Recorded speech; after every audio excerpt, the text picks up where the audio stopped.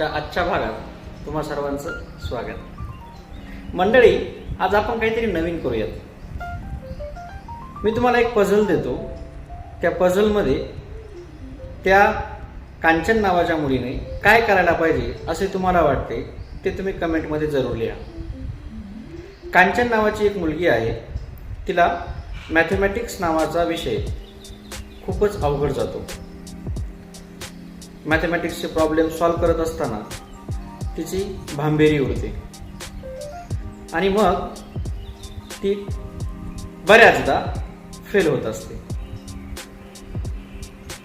यावेळी कांचनचे वडील तिला म्हणाले, जर का तू मॅथमॅटिक्सच्या पेपरमध्ये पास झाली नाहीस तर तुझा येणारा वाढदिवस, तुझा येणारा बर्थडे आम्ही साजरा करणार नाही। कांचन खूपच टेन्शनमध्ये येते।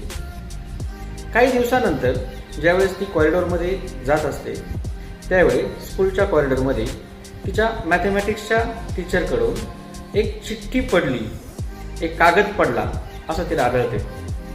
आजूबाजूला कोणी नसते आणि मग ती जाऊन तो कागद उचलतो तर काय आश्चर्य, त्या कागदामध्ये यावेळी येणाऱ्या टेस्टची मार्किंग स्कीम आणि कोणत्या एक्सरसाइजवरती प्रॉब्लेम येणार असं लिहिलेलं असतं।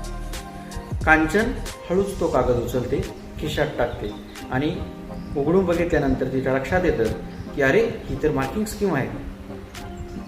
आता ती मार्किंग स्कीम जर का बाय हार्ट केली, तो क्वेश्चन पेपर जर का बाय हार्ट केला तर कदाचित तिला आउट ऑफ मार्क्स पण मिळू शकतात असं तिला वाटतं। आता तुम्ही मला सांगा की कांचनने अशा वेळी काय करावं? जर का तो पेपर घेऊन क्वेश्चन पेपर सॉल्व्ह केला, त्या पेपरच्या मदतीनं तो क्वेश्चन पेपर सॉल्व्ह केला तर तिचा येणारा वाढदिवस साजरा होऊ शकतो।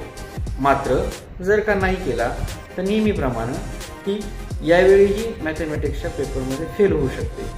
अशा वेळी कांचनने काय करायला हवं हे तुम्ही मला कमेंटमध्ये सांगायचं आहे। असेच अजून काही पझल्स घेऊन मी एक स्टोरी रोज की मध्ये पुन्हा येईल। धन्यवाद।